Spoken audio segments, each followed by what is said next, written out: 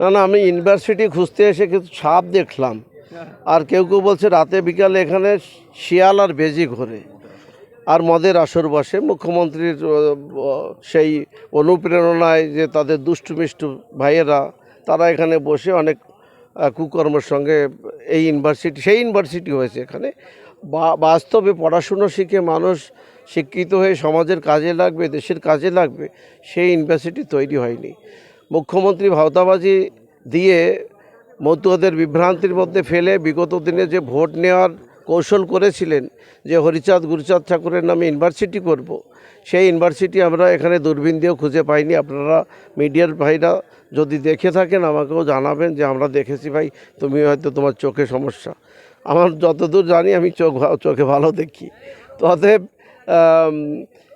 যে মুখ্যমন্ত্রী আমাদের আরাধ্য হরিচাঁদ গুরুচাঁদ ঠাকুরকে রঘুচাঁদ ও গরুচাঁদ বলতে পারে, সেই যে গুরুচাঁদ পিছিয়ে পড়া সমাজের মানুষের জন্য 2 থেকে 2,500 স্কুল খুলে তাদের বাকি সমাজের মানুষের সঙ্গে একই সঙ্গে নিয়ে আসতে পারে, সেই গুরুচাঁদকে গরুচাঁদ বলছে।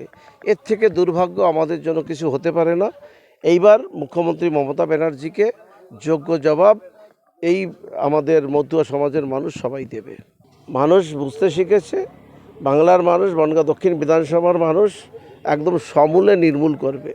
এমনি ঘাস ফুল কোনো কাজে লাগে না, গরু ছাগলে খায়, গরুতে খায় না ছাগলে খায়। ওগুলো গরুতে তো ভালো, আমাদের জাতীয় পশু ভালো খাবার খায়, দুধ দেয়, ওরা তো সেগুলোর জবাই দেওয়ার জন্য আগে এগিয়ে আসে। তো তার জন্য বলছে যে বাংলায় নাকি মাছ মাংস খাওয়া চলবে না। কাদের জন্য বলছে আমার জানা নেই।